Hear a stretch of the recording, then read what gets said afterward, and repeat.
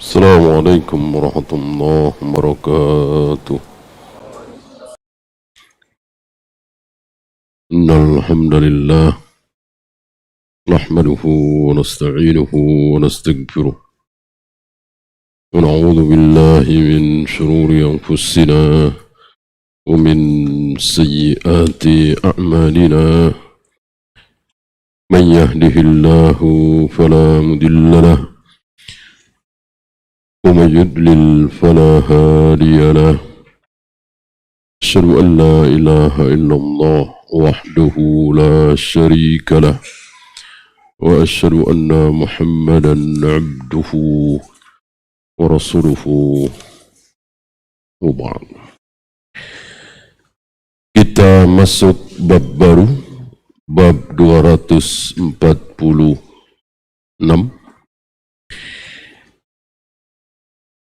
bab ma yakuluhu inda naumihi wa istiqadihi. Bab apa yang diucapkan, apa yang sunnah dibaca ketika tidur, saat mau tidur dan bangun. Hadisnya 1446, hanya ada satu hadis ini. An Hudzaifah wa Abi Dzar, ada dua sahabat yang meriwayatkan hadis ini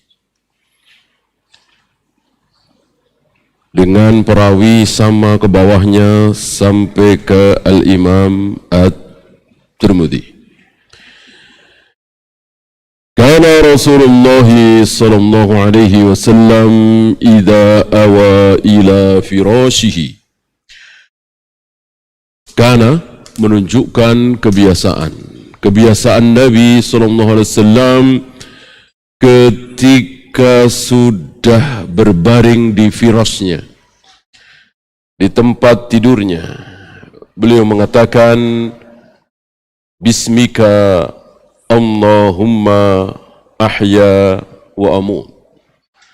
Di riwayat lain terbalik, amutu wa ahya. Dengan nama Engkau ya Allah, aku hidup dan aku mati. Karena tidur dikiaskan dengan mati. Ada persamaan antara orang yang tidur dengan orang yang mati. Sama-sama tidak mendengar apa-apa, sama-sama tidak bisa melihat apa-apa, sama-sama tidak bisa diajak bicara, tidak bisa diajak komunikasi. Itu yang zahir. Yang gaib, yaitu sama-sama berada di dalam genggaman tangan Allah. Apanya? Rohnya. Roh orang yang sudah mati dengan roh orang yang sedang tidur sama-sama berada di genggaman telapak tangan Allah. Di genggaman tangan Allah. Yang tidur dilepas lagi, yang mati tidak dilepas lagi kecuali nanti pada yaumil qiyamah. Wa idza istaiqadha, dan jika beliau bangun, beliau mengucapkan alhamdulillahilladzi ahyana ba'dama amatana wa ilaihin nusyur. Ada pembahasan memang tentang kalimat kedua ini, riwayat yang kedua ini. Segala puji bagi Allah yang telah menghidupkan kami setelah mematikan kami. Maksudnya tadi kan mati, sekarang hidup, bangun. Wa ilaihin nusyur. Maka dikatakan menghidupkan malam, yang dimaksud menghidupkan malam dengan ibadah, yang dimaksud tidak tidur, tidak mati gitu. Malam itu tidak mati. Sebab kalau malam itu tidur ya mati. Kalau terbangun berarti hidup. Maka dikatakan menghidupkan malam. Wa ilaihin nusyur, dan kepada Allah kita semua kembali. Beliau tidak menurunkan fawaid karena ini pengulangan dari hadis 817. Antum bisa buka kembali nanti 817. Kita masuk bab berikutnya 274. Fadlu hilakiz zikr. Keutamaan majlis zikir. Nanti kita akan tahu apakah betul majlis zikir itu majlis yang di situ beramai-ramai mengucapkan subhanallah, subhanallah, subhanallah, la ilaha illallah, la ilaha illallah, Allahu akbar, Allahu akbar. Nanti kita lihat.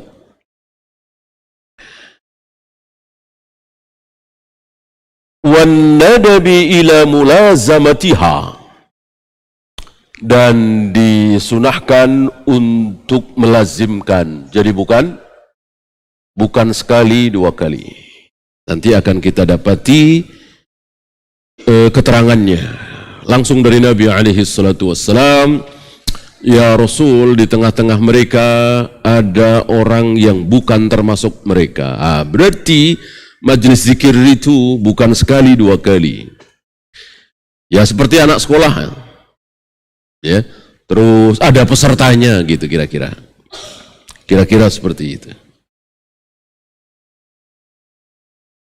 Wan nahyi an mufaraqatiha li ghairi uzrin, dan larangan untuk tidak berada di majelis itu, mufaraqah. Bisa juga mufaraqah ini terpencar. Ya. Li ghairi uzrin, tanpa uzur. Berarti kalau ada uzur tentu boleh. Ada uzur, bahkan tidak puasa Ramadan, tidak zakat, tidak haji karena ada uzur, boleh.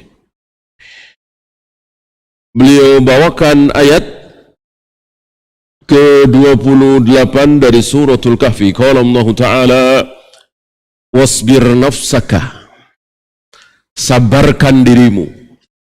Dirimu di sini siapa? Rasulullah SAW. Ya Muhammad, sabarkan dirimu, kata Allah. Ma'alladzina yad'una rabbahum, sabarkan dirimu bersama orang-orang yang menyeru, berdoa, memohon kepada Allah bil ghadati wal ashyi, pagi dan petang. Yuriduna wajhahu, berharap wajah Allah, ikhlas karena Allah. Wala ta'du aynaka anhum, jangan palingkan matamu dari mereka. Ini teguran Allah kepada Nabi yang coba-coba, yang mau coba-coba mengikuti kemauan pembesar-pembesar Quraisy. Datang pembesar-pembesar Quraisy kepada Nabi alaihi salatu wassalam, ya Muhammad, kami mau mendengar ucapanmu, ceramahmu, dakwahmu, seruanmu. Tapi tolong singkirkan orang-orang itu. Ibnu Mas'ud, Bilal, Ammar bin Yasir, Sumayyah, Khabbab bin Arad, para budak orang-orang miskin itu.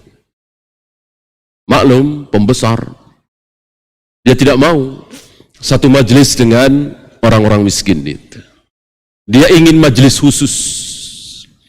Biar nyaman, biar wangi, biar enak, biar empuk tempatnya.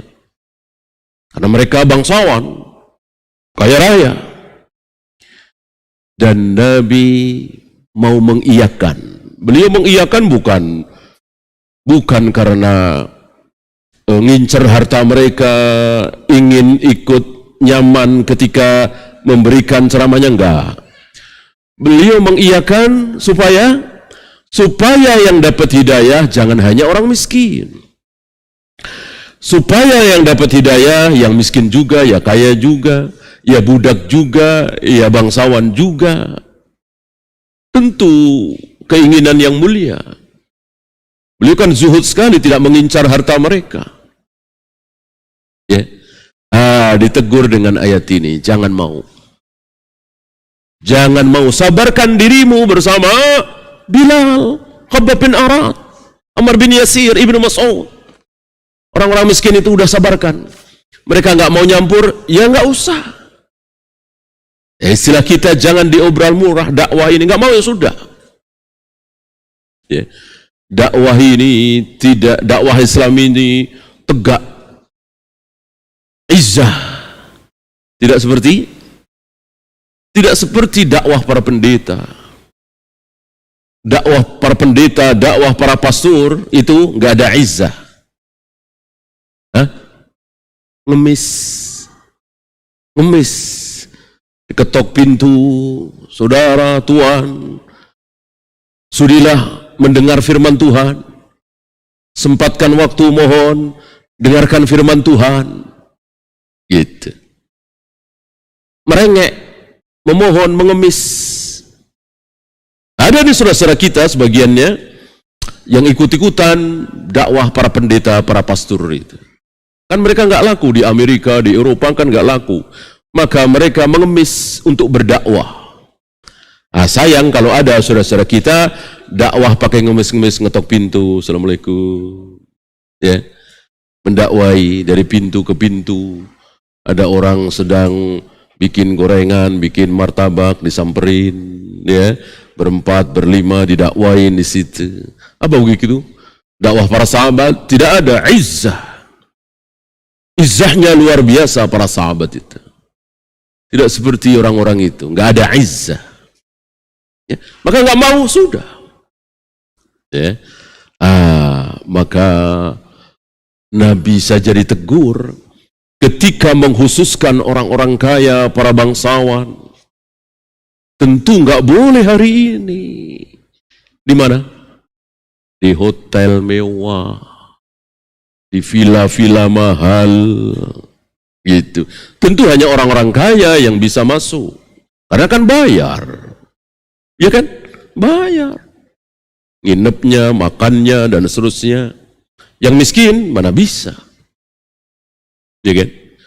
Kecuali ada musini dibayarin tuh satu hotel, silahkan, ya seperti daurah masyayikh kan seperti itu, itu lain lagi. Ini kan masing-masing bayar, yang mau ikut bayar. Udah nggak ada masjid, ya, udah nggak ada tempat yang gratis, di mana yang kaya bisa masuk, yang miskin bisa masuk. Ya. Jangan, tidak boleh.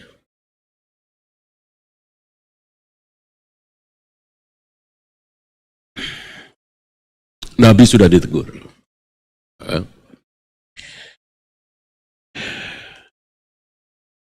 Ya, hadis pertama, lumayan panjang hadis ini. Hadis 1447. Wa an Abi Hurairah radhiyallahu anhu qala qala Rasulullah sallallahu alaihi wasallam inna lillahi ta'ala malaikatan. Allah memiliki malaikat-malaikat, bukan satu, bukan dua, jamak. Malaikatun jamak dari malak, ratusan, mungkin ribuan, mungkin jutaan. Malaikat ini, malaikat yang dimaksud ini. Ini di luar Jibril, Mikail, Munkar, Nakir, Hamalatul Arsy, penjaga gunung, yang membawa titik hujan. Satu malaikat membawa satu titik air hujan. Bukan, ini khusus. Mana letak kekhususannya? Mari kita lihat. Yatufuna fit turuq. Malaikat-malaikat ini, ribuan malaikat ini selalu tawaf, berkeliling, berjalan, terus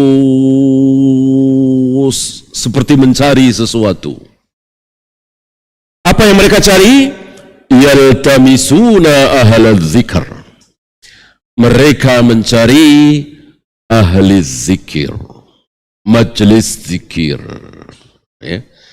Masih ingat ucapan Atha bin Abi Rabah, salah satu guru dari Al-Imam Syafi'i, majlisul dzikri al-majlisul ladzi yata'allamu fihi al-halal wal haram. Majlis zikir adalah majlis yang di mana di majlis tersebut dipelajari mana yang halal, mana yang haram, mana yang sunnah, mana yang bid'ah, mana yang syirik, mana yang tauhid, mana yang hak, mana yang batil, bagaimana sifat Allah, bagaimana sifat surga neraka. Ini majlis zikir. Bukan tadi baca subhanallah rami-rami berbarengan, takbir, tahmid rami-rami berbarengan, bukan. Ya. Berarti majlis zikir, ahli zikir yang dimaksud majlis ilmu. Majlis ilmulah yang dicari oleh malaikat-malaikat ini. Wa idza wajadu qauman yadhkuruna Allah. Ketika para malaikat itu mendapati satu kaum, sekelompok orang yang sedang berzikir, menyebut Allah, mengingat Allah, membahas tentang kebenaran Allah, membahas bagaimana Allah bersemayam di atas arsy, Allah turun ke langit dunia setiap sepertiga malam, Allah menciptakan Adam dengan kedua tangannya, Allah akan menggulung langit dengan tangan kanannya, dan seterusnya dan seterusnya. Tanadau halummu ila hajatikum, ila hajatikum. Ini yang sedang kalian cari, yang kita cari ada di sini. Mungkin mereka berpencar gitu ya. Di antara mereka salah satu mendapatkan majlis zikir ini langsung berteriak, halummu ila hajatikum. Yang sedang kalian cari, yang sedang kita cari ada di sini. Fayahuffunahum biajnihatihim. Lalu mereka mengepakkan sayapnya, membuka sayapnya, melebarkan sayapnya. Ila sama'id dunya, ke atas, ke atas, ke atas. Majelis zikir kan tidak mungkin luas ya. Selapangan kan udah kebanyakan. Semasjid, ya sebesar-besar masjid ya kan.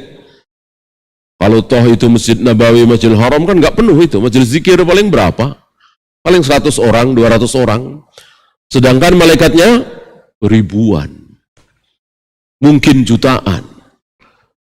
Berarti kan nggak muat. Maka di atasnya, di atasnya, di atasnya, di atasnya, di atasnya, ila sama'id dunya, sampai menempel di mentok di langit dunia. Langit itu kan ada mentoknya. Dan tidak mungkin bisa ditembus. Hatta Jibril tidak bisa menembus langit itu. Kecuali harus lewat pintunya. Itu pun harus minta izin mengetuknya. Dalam peristiwa Mi'raj itu. Berapa ratus ribu, berapa juta, mungkin berapa miliar. Di atas plafon kita ini sampai mentok ke langit dunia, langit terdekat. Berapa miliar malaikat itu. Ya. Walillahilham, pemandangan ini ditutup oleh Allah. Pemandangan ini tidak ditampakkan oleh Allah. Kalau pemandangan ini ditampakkan oleh Allah, barangkali tidak ada majelis zikir, majelis ilmu yang nyaman. Tentu manusia akan berdesak-desakan di situ. Ya. Dan gak ada ujian kalau begitu ya kan? Ini kan ujian. Betul-betul ujian. Kalau begitu gak ada ujian. Sama ketika Dua malaikat penjaga kita itu kita lihat. Berarti nggak ada ujian. Maka tidak ditampakkan. Hanya dikhabarkan percaya apa tidak, yakin apa tidak. Seandainya nggak usah nampak lah, nggak udah suara, tapi mencet aja dikit gitu ya. Ketika kita ngomongin orang ya, malaikat itu mencet dikit, mencet gitu ya. Barangkali kita berhenti ya. Ketika kita ngomong nggak benar, bohong, langsung dipencet oleh malaikat sini ya. Nggak ada ujian. Allah nggak mau seperti itu. Allah hanya mau mengkhabarkan saja bahwa begini, percaya apa enggak? Nggak ada tanda, nggak ada bukti. Inilah iman, inilah agama. Kalau harus ada bukti, kalau harus ada pembuktian, ya bukan agama, bukan keyakinan. Ilmu pengetahuan itu namanya. Kalau harus ada bukti di sini, buktinya nanti. Inilah agama, inilah keyakinan.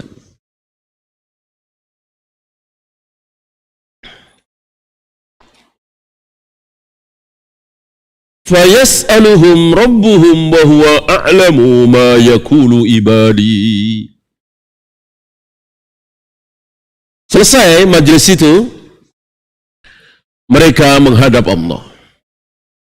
Para malaikat menghadap Allah dan Allah bertanya kepada mereka. Wa huwa a'lamu, dan Allah sudah tahu, bahkan lebih tahu dari mereka, dan terserah Allah. Kita aja sering kan, kita udah tanya nih, kita udah tahu nih, anak kita yang TK ini mau jawab apa, kita udah tahu, tapi kita nanya, nggak masalah kan? Nggak masalah kan? Allah sudah tahu, dan Allah nanya kepada para malaikat ini, ma yaqulu ibadi, apa yang diucapkan oleh hamba-hambaku tadi, yang ada di majlis zikir itu, mereka ngapain? Dijawab oleh para malaikat, yusabbihunak wa yukabbirunak wa yahmadunak wa yumajjidunak.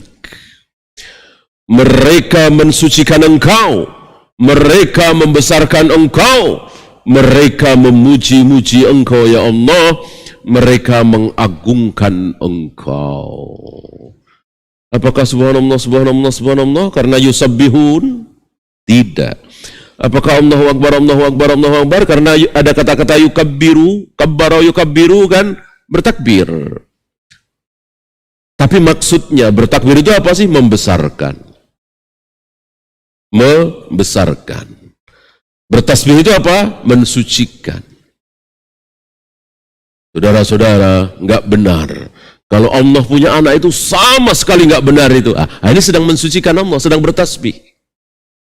Mensucikan Allah dari sifat punya anak. Ya. Saudara-saudara, Allah itu malu. Kalau kita mengangkat kedua tangan kita berdoa memohon sesuatu kepada Allah, kok Allah nggak ngasih, Allah malu. Ini sedang menyanjung Allah, sedang mensucikan Allah. Gitu. Jadi jangan salah faham dengan kalimat yusabbihunak wa yukabbirunak wa yahmadunak.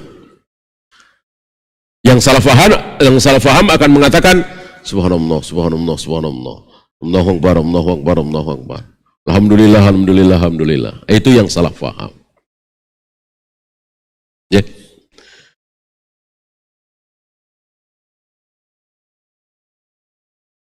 Padahal antum tahu, ini kan failnya huwa apa hum? Jelas hum, yaquluna kan? Hum. Padahal di dalam majlis ilmu, di dalam majlis zikir tersebut, yang mensucikan Allah, yang membesarkan Allah, yang memuji-muji Allah, rame-rame apa satu orang? Rame-rame apa satu orang? Satu orang. Satu orang doang. Yang lain dengerin. Majelisnya Imam Syafi'i misalnya. Imam Syafi'i mengatakan, saudara-saudara, Allah membolak-balikkan hati manusia dengan dua jarinya. Ini Imam Syafi'i sedang mensucikan Allah, membersihkan Allah dari sifat yang disematkan oleh orang-orang Jahmiyah. Allah nggak punya jari, Allah nggak punya tangan. Imam Syafi'i membela ayat-ayat dalam Al-Quran bahwa Allah memiliki jari, Allah memiliki tangan, Allah memiliki wajah. Imam Syafi'i satu apa banyak? Satu. Imam Malik satu, Imam Ahmad satu, yang banyak jamaahnya. Tapi di hadis ini jama', mereka mensucikan Engkau ya Allah, mereka membesarkan Engkau ya Allah, mereka memuji-muji Engkau ya Allah, padahal yang memuji-muji cuma satu orang. Yang mensucikan Allah cuma satu orang. Yang membesarkan Allah cuma satu orang, yang lain cuma duduk dengerin. Dari sini keluar hukum bahwa orang yang duduk mendengarkan termasuk yang berbicara. Ya. Maka ketika imam mengucapkan, membaca Al-Fatihah, kita diam mendengarkan, maka kita sudah termasuk membaca Al-Fatihah. Ya. Maka kuatlah hujah Syahalbani dan lain-lain bahwa makmum tidak perlu membaca suratul Fatihah. Tidak perlu. Dengan kita mendengarkan, kita sudah dianggap membaca Al-Fatihah. Apalagi ketika imam mengucapkan amin, kita ikut mengucapkan amin berbarengan, maka seperti apa yang diucapkan oleh Allah ketika Nabi Musa berdoa, ya Allah hancurkan Fir'aun dan bala tentaranya. Di situ ada Harun, Nabi Harun mengucapkan amin. Ketika Nabi Musa berdoa, ya Allah hancurkanlah Fir'aun dan bala tentaranya, Nabi Harun mengucapkan amin. Apa kata Allah? Qad ujibat da'watukuma. Doa kalian berdua akan aku kabulkan. Doa kalian berdua kuma, da'watukuma bukan ka. Ka kumakum, ki kumakunna, ya kan? Doa kalian berdua akan aku kabulkan. Padahal yang berdoa cuma siapa tadi? Nabi Musa, Nabi Harun diam saja, cuma mengucapkan amin. Maka kuatlah hujah beliau bahwa ketika kita diam tidak membaca Al-Fatihah, cukup mendengarkan imam membaca Al-Fatihah, lalu ketika ghairil maghdubi alaihim waladdallin imam mengucapkan amin, berbarengan kita mengucapkan amin, maka kita sudah dicatat membaca Al-Fatihah.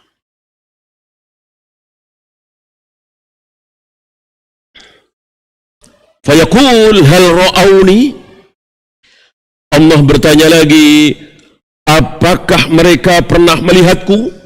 Para malaikat menjawab, la, wallahi ma ra'auk. Demi Allah, mereka belum pernah melihat engkau ya Allah.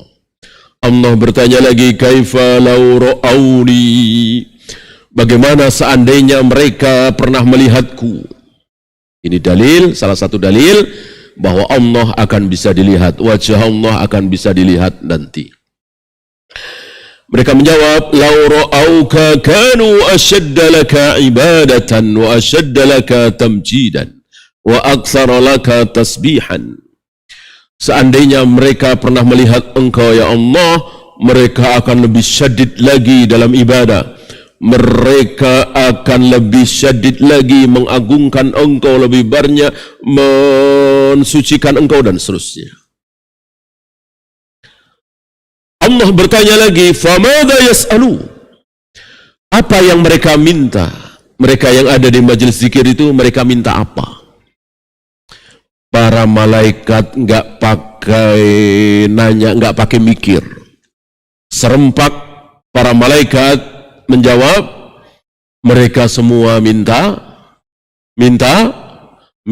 surga. Yas'alunakal jannah, mereka semua minta surga ya Allah. Lihat, Berarti orang yang duduk di majelis ilmu, majelis ta'lim, itu tujuannya surga, bukan dunia. Maka aneh kalau ada majelis ilmu yang dibahas dunia. Mencari dunia itu bukan majelis zikir, bukan majelis ilmu. Majelis ilmu yang dicari surga. Ya. Maka para malaikat menjawab dengan tegas, yas'alunakal jannah.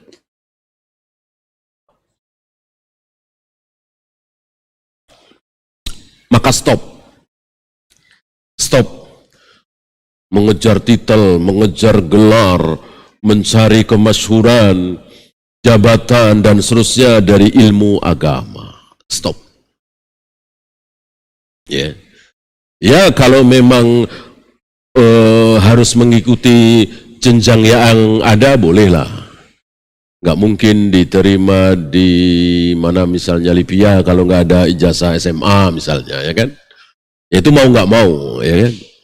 Tapi jangan dijadikan tujuan utama. 1, S2, S3, doktor, dan seterusnya. Kalau itu ada, ya nggak apa-apa. Bukan sebagai tujuan. Banyak di antara para masyayikh itu yang sudah hilang. Hilang sebutan doktornya. Kalau Syekh Musa Nasr kan tidak hilang ya. Syekh Masyhur Hasan Salman kan tidak hilang ya. Masih disebut-sebut. Dr. Musa Al-Nasr, Dr. Masyhur Hasan Salman. Beda dengan Syekh Ali Hasan. Sudah hilang. Beliau doktor. Sudah hilang. Ya, nggak disebut-sebut lagi. Ya. Dan kita tahu siapa beliau. Hasil karya beliau. Keilmuan beliau luar biasa.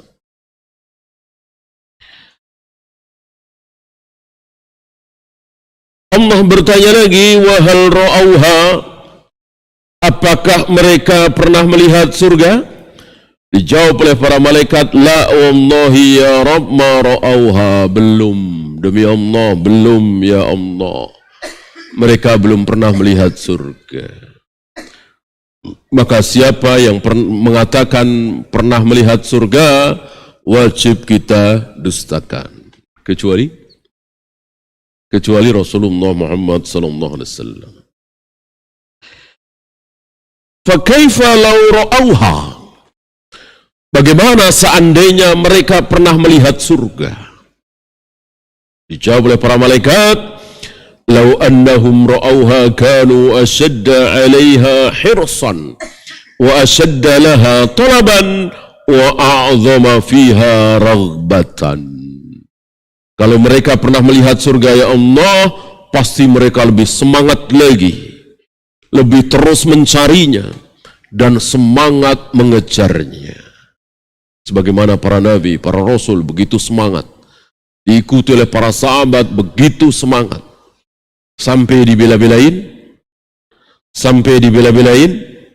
ayan seumur hidup. Dia lebih memilih ayan seumur hidup daripada sembuh tapi nggak ada jaminan masuk surga. Kalau dia tidak didoakan oleh Nabi, ini kan hadis di awal-awal dulu ya, Riyadhus Shalihin. Awalnya wanita hitam ini kan memohon kepada Nabi supaya Nabi mendoakan agar Allah menyembuhkan penyakit ayannya. Kata Nabi, ya insya Allah. Aku doakan insya Allah sembuh. Tapi kalau aku nggak doakan, aku jamin masuk surga. Pilih mana? Tanpa mikir, tanpa istikharah. Ya. Detik itu juga si wanita hitam ini menjawab, asbir ya Rasulullah. Kalau begitu aku mau sabar, ayan seumur hidup. Yang penting ada jaminan darimu masuk surga. Ya. Inilah para sahabat. Ini bukan Aisyah ya. Bukan Ummu Salamah ya, bukan Fatimah ya, bukan Khadijah, entah siapa. Gimana Aisyah, gimana Ummu Salamah, gimana Fatimah, gimana Khadijah. Inilah para sahabat. Ada lagi yang nunggu kurma dimakan habis, nggak sabar. Ketika dia bertanya, apa jaminan darimu ya Rasul kalau aku mati dalam peperangan ini, menjelang perang Uhud ya? Kata Nabi, surga. Surga. Dia sedang menggenggam kurma dimakan. Kata orang ini, terlalu lama bagiku ya Rasul untuk masuk surga kalau harus menunggu kurmaku ini habis. Maka ditaruh kurma, dia menerjang musuh, membunuh, akhirnya terbunuh syahid insyaallah. Inilah para sahabat. Ya, begitu semangat mengejar surga. Jauh dari kita. Sedikit sekali semangat kita meraih surga. Begitu proyek, begitu gaji besar, begitu semangatnya kita. Surga kurang begitu semangat. Jauh dengan para nabi, para rasul, para sahabat, para tabi'in.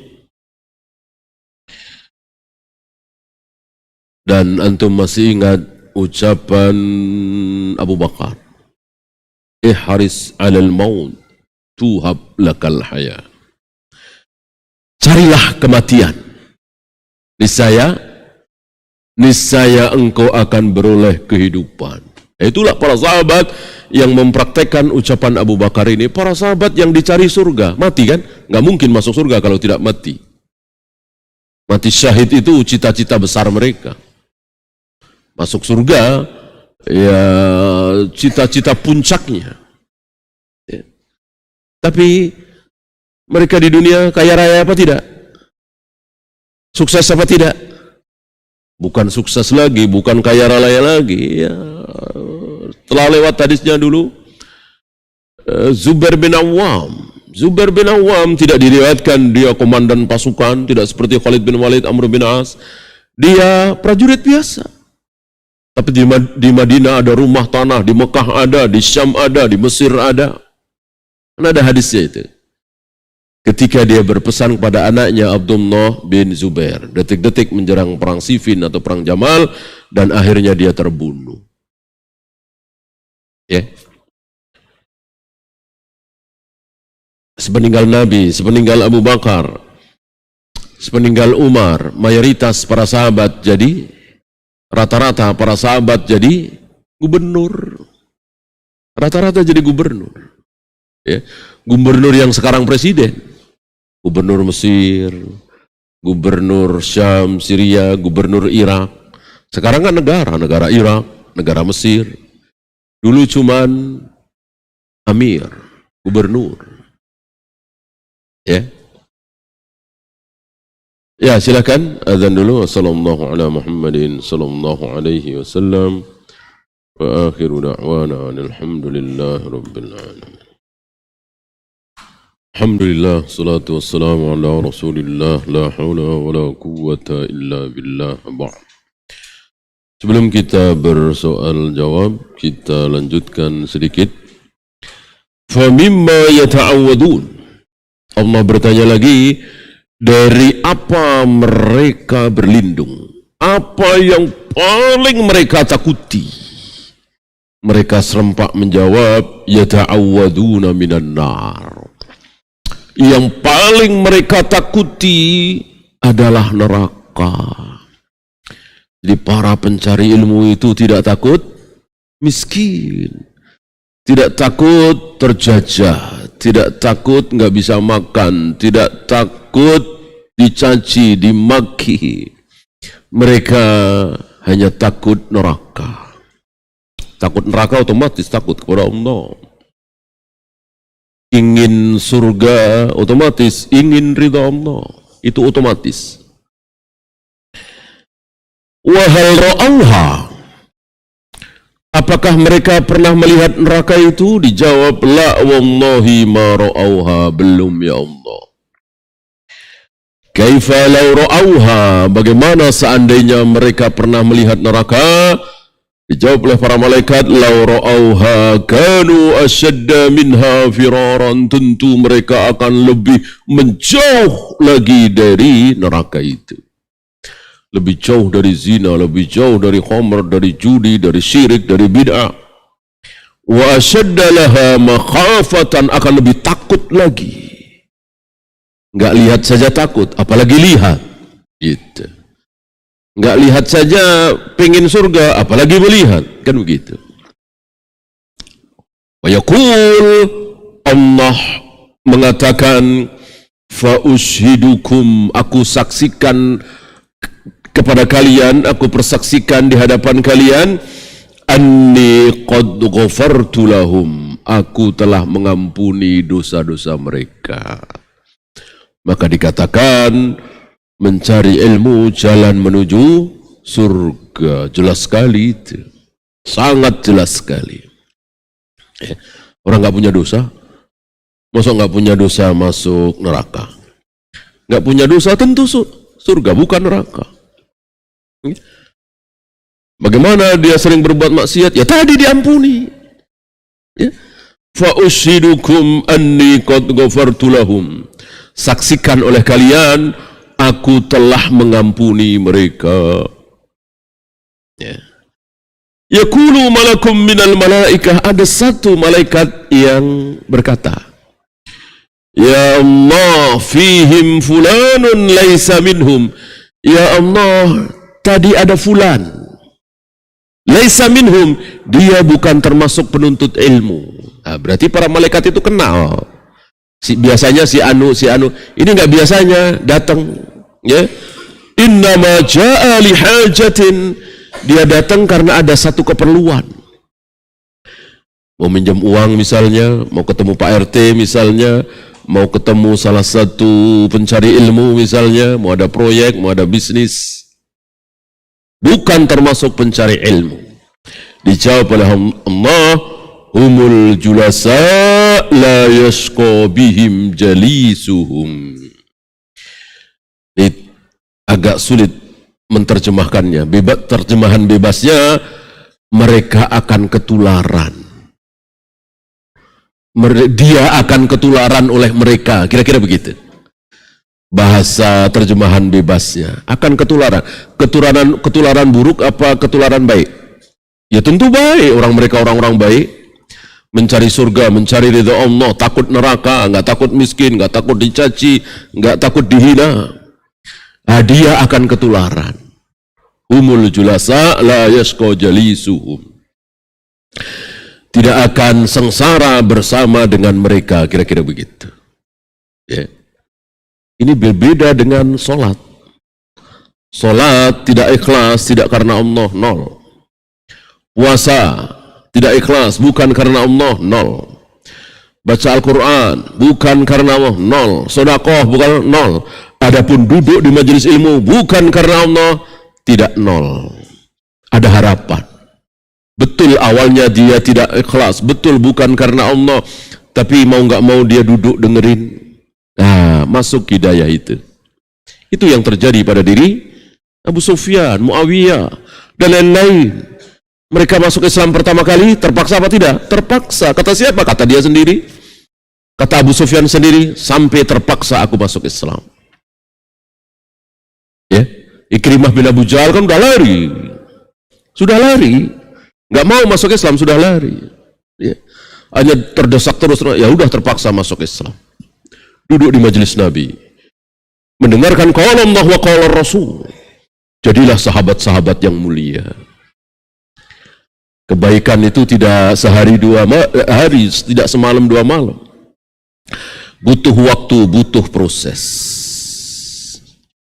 Ya. Maka jangan paksa anak-anak kita untuk sholat sunat misalnya, puasa sunat misalnya. Ya biarin aja. Tapi paksalah untuk duduk di majelis ilmu. Paksalah untuk mencari ilmu. Awalnya terpaksa, lama-lama insya Allah. Ya, pertanyaan?